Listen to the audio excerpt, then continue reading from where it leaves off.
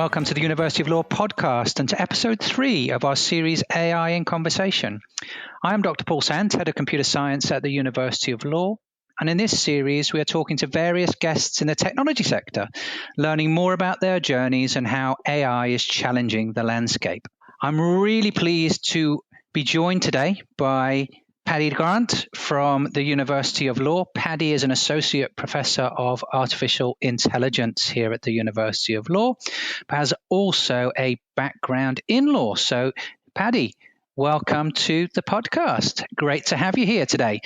Perhaps you can begin by telling us a little bit about your role here at the University of Law, and especially about how artificial intelligence fits into that. Thanks so much, Paul. So my role's really about looking ahead into the future and working out where the world's going to be in 5-10 years' time, and trying to sort of aim the university towards that. So working with external stakeholders, forging partnerships, acting on new initiatives, but also working with colleagues to make sure that everybody's in exactly the same place on AI. I think it was such a surprise when someone took the handbrake off generative AI in 2023 that actually we're still all probably reeling from that a little bit. And as we'll probably go into later in the conversation, there's a lot of noise around what Gen AI can do, what it can't do. One day we sort of hear how it's going to take our jobs. The next day it's just going to be doing the admin. So really it's sort of looking ahead of everything else, trying to sort of filter out the noise and seeing where an academic institution, and especially one that trains lawyers, computer scientists, business people of the future, should be. Okay, fantastic. And for any of our listeners who don't know what Gen AI is, it's generative AI. So it's the type of tools that we see, ChatGPT, where we can ask them questions about pretty much anything and get a variety of different answers in lots of different formats. So there could be a text-based answer or also be an image or a video or a presentation. So fantastic. Well, maybe you could also tell us a little bit about how you got involved in artificial intelligence, because some of our listeners might think, a lawyer getting involved in artificial intelligence, how did that happen? Well, I suppose it's quite a long and sort of convoluted tale. I started out years ago as a duty solicitor in criminal law, which again sort of makes that connection even more tenuous, I suppose, between technology and where I am now. But so I started out as a criminal lawyer. My sort of vocation in law, if you will, or my calling towards it was always access to justice.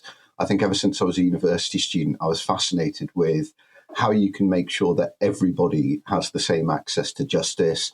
I love the idea of the rule of law. I was very interested in sort of legal philosophy at university as well. So when I came out, I started doing criminal law for a few years. And then once I sort of got to the end of that road, I started looking around for teaching opportunities. And one came up where I had the opportunity to go over to South America, potentially, and train lawyers there. So I went off to Malaga in the south of Spain to do a 6-week law and Spanish course. I could speak Spanish already, but I needed to sort of learn all of the legal terminology and various other things. And I suppose 2 things happened at that stage. Firstly, I met my then wife. And secondly, I ended up working in a couple of law firms in the south of Spain and teaching at the University of Malaga. So my sort of aim to go off to South America was sort of taken away. And I started getting involved in this. And it was whilst teaching at the University of Malaga that the course leader gave me a book, Richard Susskind's Tomorrow's Lawyers. And this was 2014, I think. I started reading it. And I was absolutely entranced with how technology was developing at such a rapid rate and how it was going to be able, I thought, to change the sort of routes to access to justice, improve them all. So I basically sat down for the next couple of years and read everything I could on technology, where it was going, how it was going.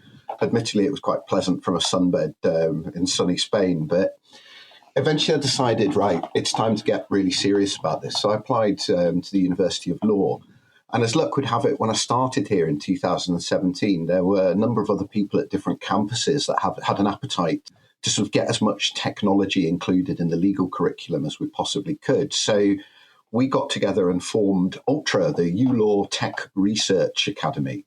And for the first few years of its existence, it was focused solely on legal technology. So my job in all of that was to go away and see if I could prepare some modules for undergraduates on how the profession was changing and how tech, innovation and entrepreneurship, because I think all of these things are really important, would come into their lives as legal professionals. So I sat down, sort of developed 4 modules for the LLB, focused around level 5, like a nice gentle introduction to legal tech and innovation, and also a module called 21st Century Legal Practice, which I think probably in brackets could be everything I was never taught at law school, the market for legal services, new clients, new ways of doing business, because it all fits in.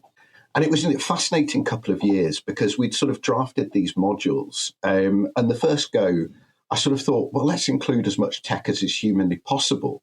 But of course, as you know, Paul, the problem with doing that is you get about 6 months on when you're about to deliver the design, and suddenly all that technology that you've carefully, painstakingly written about and instructed on is obsolete, and we're on to the next thing. So sort of went back to basics on that, if you will, and looked at it more. How can we really future-proof students? How can we really make sure that actually we're not just training them on today's tech and then releasing them to something completely different? So went back to basics and we thought, right, build a course, build our legal tech learning around processes, because clearly that's the most important thing. What the technology does and how it works as opposed to what it is, and an awareness of current examples of technology. And I thought that would probably mean that students would be in a much better position, because if they didn't know what the specific tech product was, at least they'd understand, well, this is the process it's using and this is how the technology functions. So all of that was actually hugely helpful come January 2023 when ChatGPT came out and everybody was sort of going mad about it, because I think we were then in a much better position through learning through that legal tech development that actually what we needed to do with this was to position students not prompt engineering and use ChatGPT today, but exactly the same philosophy. What is this technology? Where's it headed? What are the processes it's using? How does it all fit together? And hopefully then to sort of build them the confidence they need to go and sit in a workplace in 2026, 27 and actually just thrive. So that's a really long-winded answer to your question, Paul, but hopefully that made sense. Okay, and now a really important question for you, Paddy. So how good was the answer that generative AI provided in terms of how to make the perfect paella? Well, it's pretty good. It is pretty good. I use it sometimes for tapas recipes as well, to sort of mix things up, a bit of Yorkshire tapas. But yeah, I'm a big fan of ChatGPT for things like that. Although at times I saw someone had asked it for a recipe recently on how to cook with kerosene, and it provided them with chicken a la kerosene as well. So step cautiously, I think, when cooking with generative AI. Absolutely, and we'll pick up safe and responsible AI a little bit later in our podcast. So you work quite closely with many legal tech companies, particularly in Leeds. So could you tell us a little bit about how you're working with legal tech companies and how AI is playing quite a role in that? Yeah, it's suddenly developed. And I think, like I said, it's taken us all a lot by surprise. We had this sort of legal tech revolution that happened between 2014, 2017, when it was firstly document automation, and then it got on to sort of more and more advanced areas of legal tech. And suddenly it's all changed now to AI. These are the big questions. These are the big conversations. It's almost like the word cloud has sort of evaporated and just changed completely. So we are part at the University of Law of a wonderful initiative called Legal Tech in Leeds, which started out probably 2020 in an office at Leeds City Council, and has developed actually now to having just held our 4th annual conference with around 300 attendees. And in terms of working with them, it's an absolutely super community to be part of. When it started, Leeds City Council sort of initiated a study into the ecosystem of law and technology in Leeds. And Leeds is a fascinating place. It's sort of known since the Industrial Revolution as the city that can make anything. And what came out of this ecosystem report was that we've got a really great legal sector and a really great tech sector, but the two don't really talk to each other. And I think in many ways that's understandable. The sort of classic portrayal of the lawyer is Harvey Specter, and the classic portrayal of the IT person is sort of Sheldon Cooper. And getting the two to communicate is not necessarily the easiest thing, even with all the sort of want in the world. So what Legal Tech in Leeds has done, which is great, is to take that tech sector in Leeds and get them talking to the lawyers. And even better, it's getting the lawyers to talk to each other. So off the back of that, we now see at conferences firms discussing, oh, what kind of tech are you using? How are you using it? And I think it's beneficial to everybody, playing to people's strengths, making sure that in the region we're keeping these tech as a priority and trying to create Leeds as the sort of legal tech hub outside of London. In terms of various projects, well, I've been working with Calls9, who are a local AI company, on two really fascinating projects that have actually been close to my heart. So the first one is a welfare AI bot. So as I sort of explained, part of my job is going along to law firms and big companies and seeing what they're doing with tech and AI. But also I'm a trustee at Leeds Citizens Advice Bureau. I get to see this sort of almost dichotomy of millions of pounds being spent on really interesting, amazing tools for big law firms, but also the sort of real issues with access to advice, access to help, access to assistance. And so we, a few years ago now, we invited all the advice agencies in Leeds who wanted to come and join us for a sort of working lunch, where we sat and had sandwiches and worked out what the sort of clear issues around access to advice were. And what's abundantly clear, and I think we all know this, is we never want to use technology to take away from face-to-face advice, because it's so important in law, in advice, in almost anything. But at the same time, there's all these efficiencies like triage and getting people through to the right place that could be helped. So we got hold of a case study with a lady who spoke absolutely no English, lived in Leeds, had 5 children who were all hungry, didn't have any nappies, etc. And we wondered how this lady could actually get in touch with welfare and advice. So we went around various welfare pages, we had a look at them, and what we sort of discovered that was, from this case study lady's point of view, actually finding and accessing advice was incredibly difficult. So we were able to put a generative AI tool over the top of welfare pages and make it actually pull out all of the relevant information. So in terms of a process, we used Whisper, which is a translation tool, for her to speak into, translate it into a prompt for the generative AI. From there, the generative AI was able to sort of go and inquire just within the grounds of these welfare pages what actually could go off and help. And then we attached an auto GPT, which is really quite fun, to the back end of it. The problem was the auto GPT then decided that what it needed to do was write a letter and book an appointment. And off it went doing that. So for those of you who don't know, auto GPTs like ChatGPT with bells on, it will actually just go off and affect requests when done. So we had to sort of pause it at that point. But what was fascinating with that, Paul, is that there was this huge opportunity to actually start looking at how people go from where they are to getting advice, and then to actually getting appointments and turning up at the right place. And the efficiency savings that generative AI can make there in terms of onboarding, triage, speaking to that person in their language, not doubling up work, and trying to send them to the right place is absolutely fascinating. And so we sort of continue with that project now. We were lucky enough to demo it to the MOJ last year. It's a really exciting one. I really love it, because I think all these new technologies, they tend to sort of start out at the very top of the market, don't they? And then come down. But I think if we can start really putting pressure and really sort of creating some news and interesting stories around this, then we can look towards that sort of area of the market that's perhaps overlooked and start raising the game and democratizing AI.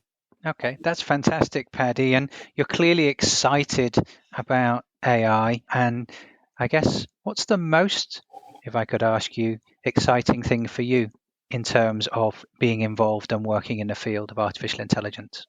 I think the most exciting thing is there's a number of things. I love how passionate people are about this. I love the new tools that are coming out. And I love hearing from people who have sat down and been thinking about this for sort of probably longer than we all think. Like we say, AI dates back to 1956. There's a lot of people been thinking a lot of interesting things about this for a while. And these plans are slowly coming into fruition. So I'm really lucky, I suppose, in my job that not only do I get to sit and listen to people talking about this, go to conferences, but I also get to try and help form students' opinions on this and try and sort of guide them not towards tomorrow or the next day's solutions, but to where they're going to be in 5 years' time. And that's what gets me out of bed in the morning, Paul. It's genuinely exciting. Fantastic. So now I'm going to ask you to get your crystal ball out and give us some insight into how you foresee AI developing over the next 5 years. Wow, that really is quite a question, I think.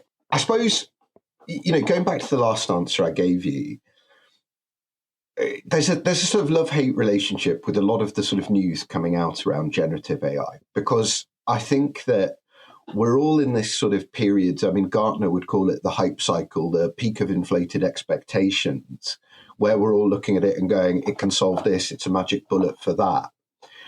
But I think at the same time that we need to sort of drown out some of the noise and look through it, because otherwise it becomes such a moving target at that point in 5 years' time.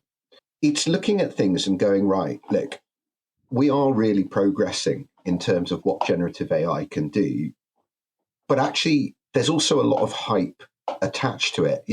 Growth in narrow AI has been really, really fast. Automation of repetitive sort of white collar work, creative tools, code generation, just being able to sort of ask ChatGPT to write a poem or make you a logo or something like that is fantastic. But I think one of the issues is that if you read through the pages of social media, there's a lot of sort of crossover between that and artificial general intelligence, which is where we are headed in a few years. And I think that, like anything in tech, we have a problem with misnomers almost, don't we? We sort of all think we've got generative artificial intelligence, or narrow, because it's only capable of performing very, very narrow tasks. But it's easy to mistake that for the sort of all-seeing eye that's going to sort of take the world over. I think that, we've got this, we see these headlines, like this morning I saw a headline about how generative AI is growing exponentially. And it is, but it also isn't. It doesn't mean it's getting exponentially better intelligence, and we're actually hitting limits in certain areas, which is quite interesting. But again, if we use that word without context, we sort of mislead ourselves into thinking general artificial intelligence is going to arrive a lot sooner. I think also, as part of this, where will we be in 5 years, we probably have to deal with this job market thing as well. Like I said to you earlier, read the pages of LinkedIn, you're being told in one breath everyone's going to lose their jobs, and in another breath, no, it's just going to do the admin and the sweeping up. And I think that, we need to have some sense on it in terms of that. AI is there to augment rather than replace. And, especially in the job I work in, I think it's a really interesting area, law, for the simple reason that a lot of people look at law and they think it's just corporate commercial. But the truth is that most people who use lawyers are using family lawyers, criminal lawyers, wills, probate, all of these kind of areas. And actually, AI is never going to replace that, because you need to go and sit and see a person. We've seen attempts by Joshua Browder in the United States to replace courtroom advocates by using a pair of glasses that can listen to the judge and tell you how to respond. We've also seen the response of the American legal system in all 50 states threatened to sue him if he used it in court. I suppose in a sort of long way round question, I'm not entirely sure where we're going to be in 5 years' time. I know where we're headed, and that's towards the development of artificial general intelligence. And we're going to have a lot of interesting things on the way. Generative AI, agentic AI, whatever we're going to call the next one. Yeah. And I think going back to my role, it's just important to sort of drown out all of that other areas and say, right, how do we actually just set ourselves up for the next 5 years without getting too drawn that way or drawn that way on these various products? So again, long answer, I'm afraid, but... No, but I think you picked up a couple of important points. I think responsible use of AI and safe AI, ethical AI is going to be where the focus is really kind of narrowing in We're seeing a lot of that. For example, earlier this year, the UK government published its AI playbook for government users of AI, giving them help and advice as to how to make safe, responsible, and ethical use of AI. So I think that's a key driver. So whatever tools that we see out there, the people are using them, they've got to be reassured that they are safe, responsible, and ethical. So turning now to your work here at the University of Law, you've organized some pretty exciting artificial intelligence competitions over the last couple of years for our students. What would be your highlight if you could pick one? I think the absolute highlight. So we relaunched Ultra towards the beginning of this year, so the ULaw Tech Research Academy, as a research academy to cover all kinds of disciplines to reflect the sort of growth of the University of Law. It's not just law anymore. It's business, it's computer science, it's policing, it's psychology. And so we needed to have a tech body that supported the development of all of that. And as a result of that, what we wanted to do was get a student voice onto the ULaw Tech Research Academy and hear from what they think, what their worries are, what their thoughts are. And so we put out a competition to either write 500 words on how AI could help in your area, or to record a short video about how AI could help in your area. And the responses were absolutely wonderful. I know you had a look at some of them too, but it was so exciting to see students actually really responding to this. And we had a great mix of videos, some really, really thoughtful short essays on them as well. And it was very hard, I've got to say, to pick a winner, because there were so many fascinating spins or thoughts on it. And what I really liked, actually, was the sort of top 10 had all looked through the hype as well and actually saw, let's try and think about how we can use this for efficiency. So the best moment of that was actually marking them. But it's also now the fact that we've got a student ambassador as part of Ultra, and that they are absolutely magnificent. They've taken it on. They're really, really passionate about AI. They sort of do lots in this space as well. And they're able to bring in the thoughts of a generation 20 years younger than me, which is absolutely fantastic and actually vitally important as well, because, it's not just for us. We're growing. We've got a sort of generation of students who are all absolute tech natives, way better with these kind of things than I am. And so it's really important to hear their thoughts. What do you think of it? Why do you think this? Why are you using it? How are you using it? So that's been the real joy for me. It's just actually sitting down and seeing how this generation are adapting to the new world. Great. Students at the center of everything. That's really important. So as we know, artificial intelligence has many application domains, but law is one that has quite a lot of potential. So could you tell us a little bit about what Ultra and what you're doing in order to contribute, bringing together law and tech? Well, I suppose there's lots you can do. So the education piece is the singularly most important one. So developing into all of our curriculums and developing training for all students, like I said, to bring everyone to the same level. What is this tool? What isn't this tool? And what do you need to know? Because the absolute truth is, whatever's going to happen in the next 5-10 years, you're still going to need to be a really, really good lawyer. It's just the pen is going to get significantly better and significantly more efficient. So my interest, and I think some of the work we've been doing in projects, is all around ensuring that this sort of gap between those who have and those who haven't is reduced significantly. So last week we were Adam Rooney and I from Calls 9 were at Legal Geek Growth, which is a fantastic conference for SME law firms in Woolwich.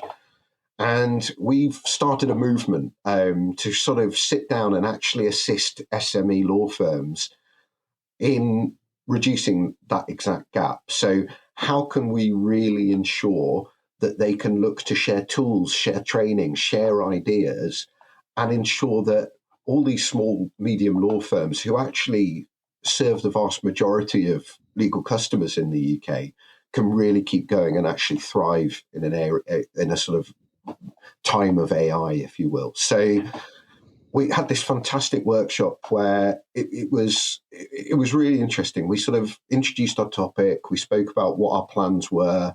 And then we opened up with word clouds to the audience. So we said, look, how are you using AI currently? How would you like to use AI? And what's stopping you using it? And I think, there were some really interesting messages that came across. It became a really big discussion for almost 45 minutes, actually. And firstly, people are fatigued.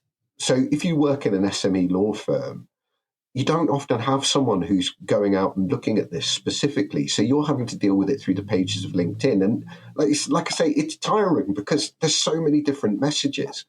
The next thing is the sort of money involved. People look at subscriptions to even Copilot, ChatGPT, Harvey. These really do affect your bottom line. And do you really need it? And why do you really need it? Because the flip side, and again, this came up in the conversation, the flip side is that a lot of people understandably haven't had the time to fully learn what generative AI is. And so, people look at it sometimes, I think, as just a much more efficient version of Google. You just go, woof, and there come your answers. And so what we're starting to see is people using it in the wrong way, and it hallucinates, and it's giving fake court cases. We've had 2 cases recently in the United Kingdom. There's been a number in the United States. So there's inherent dangers in it. So I suppose the best part of that project, and we're calling it Justice Unlocked, is being able to actually hear what people are thinking and try and help them to move forward in a sensible, structured manner, just like we are looking forward as opposed to looking to today's solutions, tomorrow's solutions.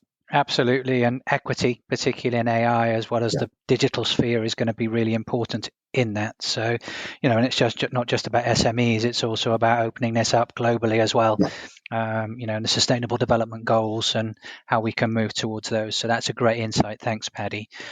I know you've been just a little bit busy quite recently about working on developing guidelines and a university strategy around artificial intelligence use and how it can be exploited. Could you give us a little bit of an insight into what that work's involved and some of the key challenges and points to note might be for anybody else thinking about doing such a general strategy for an organization?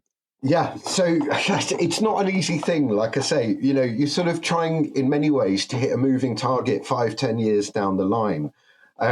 So in sort of thinking, I think there's 2 areas. Firstly, it's thinking about student use, because this has just become the biggest topic in academia. Sorry, I lost my words there, but it has become the biggest topic in academia. And I think in many ways that's a sad conversation, because I'd love for us all to be discussing all the cool ways we can make efficiency savings, educate people on it, look forward, developing really interesting courses. But instead, we're talking about academic integrity, and we're talking about academic integrity in a world that is really swiftly changing. I think there's a number of ways to look at it, Paul. You could say to yourself, right, why are we as an industry, academia, changing all our assessments based on a tool that's only been available for 18, 24 months? Because it's going to keep changing. And do we want to keep sort of rebuilding the castle? And I suppose you end up in my mind, that ends up in a sort of Wile E. Coyote Roadrunner fight where, the academic institutions are chasing the ChatGPTs of this world and the various sort of humanizers and things like that. I think in terms of strategy for that, we as educators probably need to think a bit more sensibly about it and say to ourselves, the area I work in, law, there is nothing in this world that's going to replace knowledge and understanding of the black letter law and being able to explain that, because that's a lawyer's job. Take something really complex, explain it in a really simple way. I think that sort of one of my concerns about the sort of development of ChatGPT and all these sort of humanizers to help students with essays and various other things is that there's a chance we're going to start outsourcing learning and outsourcing our sort of our final product. And that really worries me, because I think as educators, we need to actually be responsible for this and say, hold on, this is a really great tool and we're going to teach you everything about it. And we are going to encourage you to use it as much as possible, because you will be using it in your working life, even if it's just in a tiny way. But also don't let that detract you, my friends, from the fact that you're here to learn, and you're here to learn how to become brilliant computer scientists, brilliant lawyers, brilliant business people. And the only way you're going to do that, unfortunately, is by the sort of old repetition, learning, reading through the textbooks, developing critical opinions. And I think that's about helping. So that's the sort of first half of the answer, is just encouraging our students to get onto this technology, understand it, but not outsource their learning. I think as an institution, that needs to be a very big part of it. But areas such as, as we discussed, digital equity, vitally important. We need to bring everybody along for the ride. And we need to make sure that everybody within our institution, staff and students alike, understand what AI is, where we're going, and where we are now. And that's such an important part of the process and of developing a strategy, is saying, how do we as an institution ensure we are taking absolutely everybody in the same direction and onto the same level? Because it's only really then that we can have proper conversations about it, if that makes sense. Yeah, absolutely. And thanks for that. And we're going to wrap up with a final question, which is around your thoughts on how AI can be used safely, responsibly, and ethically. Oof, wrap up. That's quite a biggie, actually. I think, again, I could give you the boring answer. It comes down to education, and it comes down to really making sure that we're all in a position where we understand that this is a really interesting tool. It's a really interesting milestone in this step towards artificial general intelligence. It's good for certain things. It's not great for other things. I think the bigger picture is making sure that we maintain that as a responsible sort of thought leader in the area. As an academic institution, we maintain exactly this approach. We're not here to get caught up in the hype. We're here to prepare our students for a career that will be slightly different to the careers that we have. We're there to sort of help our students cut through this idea that, everyone's going to get their job taken away, or, it's just going to do the admin.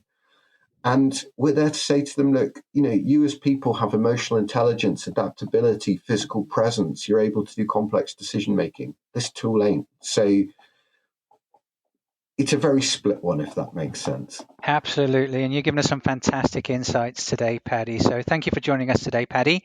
And for our listeners joining in, please do follow us on Spotify and Apple Podcasts to get notified on new episodes in this series. Thank you.